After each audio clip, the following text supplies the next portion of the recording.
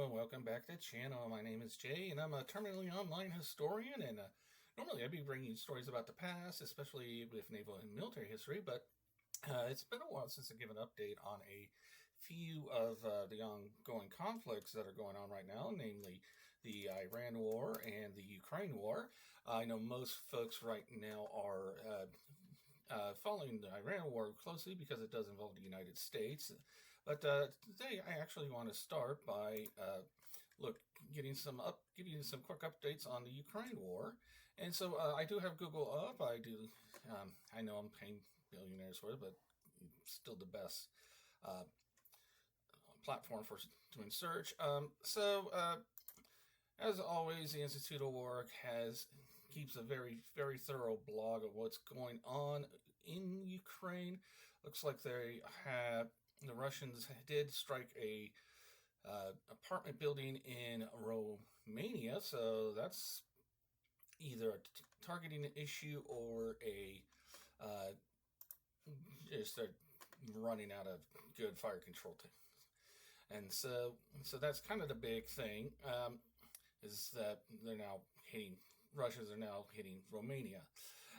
Another big thing is Ukraine has been using AI to hit convoys supplying Russian troops. So Ukraine's fortunately holding fairly steady on the front end, in some places making small gains, but most of what they've been focusing on is using their drones and missiles that have come online to go after Ukraine's supply lines, their supply depots, fuel dumps, ammo dumps, and also they keep striking the oil refineries. I know a big one along the Volga River in Volgograd got hit this week, and that is a pretty big one since the Volga region is much closer to the folks and their troops in Ukraine, and also helps feed oil up to Moscow region. So it looks like while the Russians have been trying to prepare for a summer offensive, it looks like they just don't have the supplies there because Ukraine is just taking them out. And they also keep going after the oil. Again, I keep saying this, once the oil starts becoming ration and whatnot, I do think that Putin will fall, as he will be at a point where he will no longer have control of the populace. Now, moving on to Iran, this is still a hot mess. There is, right now, we're still in a ceasefire. There is no breakthrough on any sort of deal. It seems like what's being hung up on is whether or not Ukraine or Iran will be able to keep processing nuclear materials. The United States wants a complete stop, not even using nuclear materials for power generation. Iran does need that power generation, as they have been trying to go to more clean technology over the past several decades, and nuclear is, while expensive, it's also ounce per ounce a very efficient means of generating tons of power. It's why the United States Navy relies on nuclear power for its submarines and for its aircraft carriers. Another thing that's going on in Iran, another hangup, is the Strait of Hormuz. That's just, again, that's just being hung up on U.S. demands and the fact that there is an American blockade of the Strait of Hormuz right now. So once that's all taken care of, everything's gonna.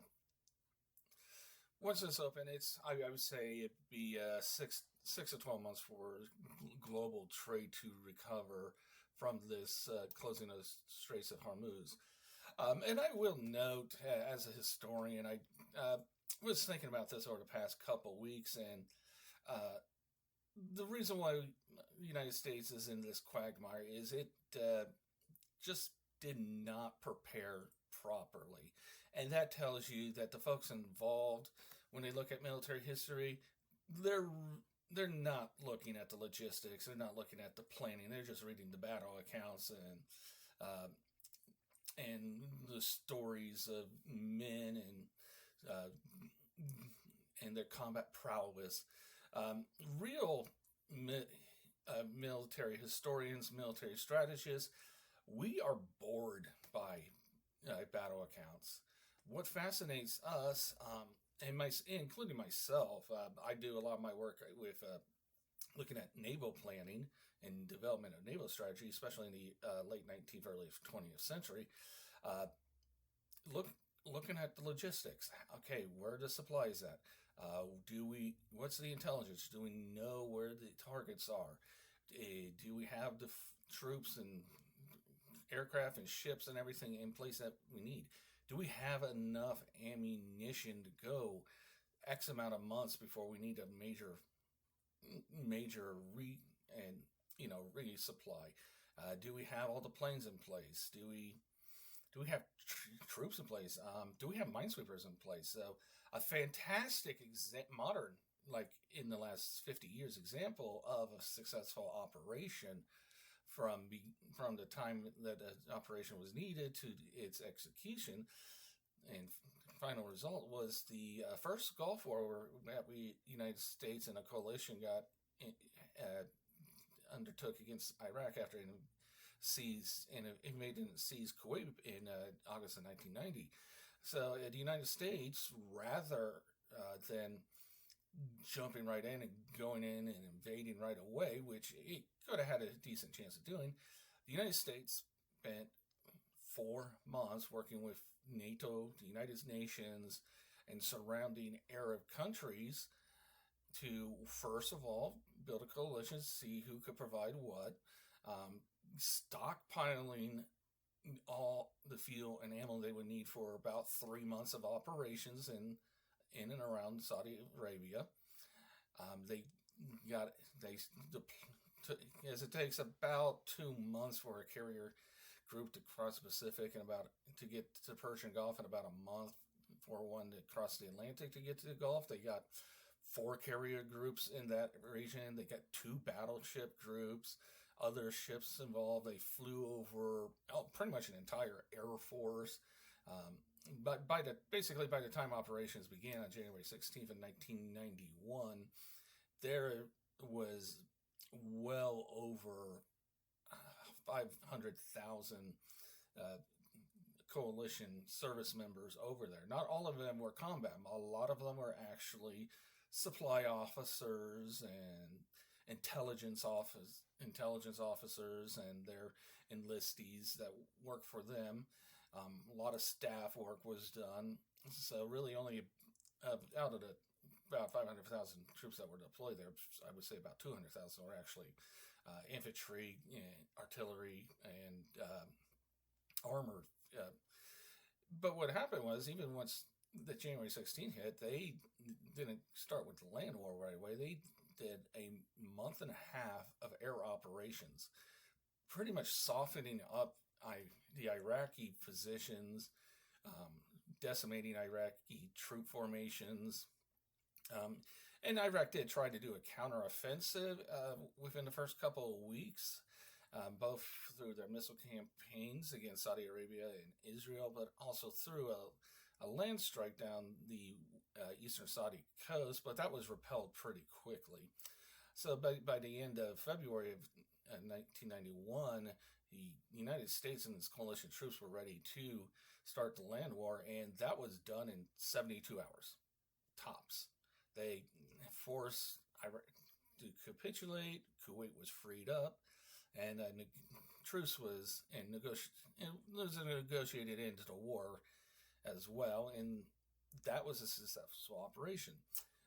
Now, with this Iran war, what I've seen was it looks like they decided to start the war about a week or 2 before they launched the operations. It looks like it was urged on by Benjamin Netanyahu of Israel and Mohammed bin Salman of Saudi Arabia. Interesting enough, the United States, they made a lot of mistakes rushing the war. You could definitely tell that this war was ran by a national a disgraced National Guard major who never went to a staff or war college, and just read battle accounts and never did the logistics. We ran low on ammo pretty quick through our initial rounds. We didn't have drone and missile strikes. We didn't have defensive weapons in place. As some reports say, we have lost about around 40 aircraft.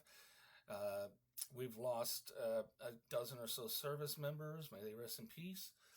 And the whole thing was shoddy. We went in. The United States went in with the expectation that Iran would just capitulate right away once we took out the Ayatollah Khomeini. But that did not happen. Instead, they hunkered down. The United States may have gotten rid of a lot of the older leadership, but thing is, I think what happened was more hardliners went in to replace them, and which was something I've always been concerned about in our operation against Iran, is if we take out current leadership, we can't guarantee that the replacements aren't more hardline than they are now. And the whole thing was a debacle. One of the greatest debacles was within a week, after they made a decision, there was already an issue order to send some American minesweepers from Bahrain back to Singapore. Well, they never rescinded that order. So when the Straits of Hormuz were effectively closed and definitely mined, the minesweepers we needed to clear things out were basically back in Singapore, and their crews were rotating through maintenance, starting to do their maintenance period and some R&R, take leave. And so that was a huge screw up. They had no chance to get any Marines or troops there because they were just nowhere near, and nothing was stockpiled. What's worse, one of the big reasons why it took the United States a few months in 1990 to get things ready is they went through and updated all the targeting lists. Well, the United States did not do that in this case, which is why the United States is unfortunately responsible for the lives of 175 young Iranian girls who will never have a chance to grow up and try and make Iran a better place. And so this whole thing's a debacle. I've been of the opinion for over a month that Trump just needs to, for once in his life, swallow his pride, take the L in this debacle, and then I can assure you, once a peace deal has been made, you will start seeing prices slowly dropping in about 6 to 12 months, as it will take about 6 to 12 months for global trade to recover from this. Well, anyway, like I said, that was a quick update and my opinion on what's going on in especially in Iran, but also a little bit update of Ukraine. I hope you enjoyed that. If you do, please subscribe to the channel if you haven't. If you know someone who would enjoy this content, please share it with them. Also, remember, if you're going to comment, please be kind and respectful of everyone.